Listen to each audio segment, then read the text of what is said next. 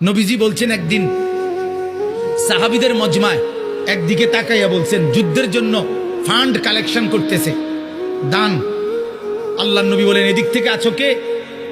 যুদ্ধের জন্য দান করবা। ওসমান বললেন দাঁড়ায়া 100 উট আল্লাহর রাস্তায় দান করলাম। আল্লাহর নবী এদিক দিয়ে হাত বাড়ায় বলছে এদিকে আছো কে? আল্লাহর রাস্তায় দান করবা।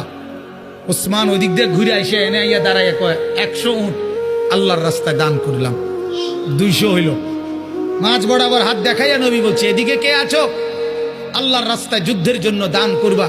ওসমান এখানে এসে বলছে আল্লাহর রাস্তায় আরো 100 উট আল্লাহর রাস্তায় দান করলাম। 300 হইল।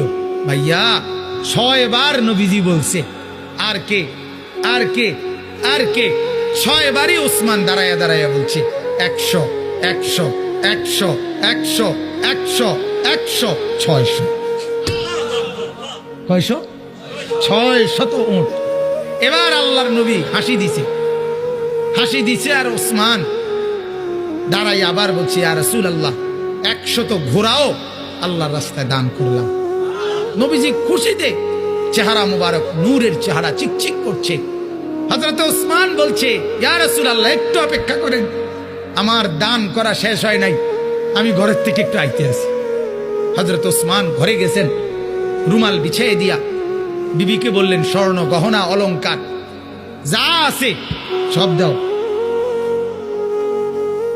স্ত্রী বললেন কেন? বড় কোনো পার্টি, উনি ব্যবসায়ী ছিলেন তো, বড় কোনো মহাজন বড় লেনদেন মানে বড় পুঁজি খাটাইতেছেন নাকি? হযরত ওসমান বললেন হ্যাঁ বিবি, আজ আরশে আজিমের মালিকের সাথে পুঁজি খাটাইতেছে। আজকের মহাজন সবচেয়ে বড় মহাজন, আজ জান্নাতের বিনিময়ে পুঁজি খাটাচ্ছি বিবি। হযরত ওসমান সমস্ত গহনা স্বর্ণ রৌপ্য নিয়ে আল্লাহর নবীর সামনে রুমাল খুলে দিছে। হাদিসে আছে আল্লাহর নবী এক হাতে স্বর্ণের টুকরা এক হাতে রৌপ্যের টুকরা হাতে তুলে আল্লাহর নবী তখন বলছেন আল্লাহুম্মা ইন্নী রাযীতু আন উসমান ফারদি আনহু। আল্লাহ, আমি জমিনে আমার ওসমানের উপরে রাজি হয়ে গেলাম, আপনি আরশে তার উপরে রাজি হয়েছেন। আমি জমিনে রাজি, আপনি আরশে রাজি হন।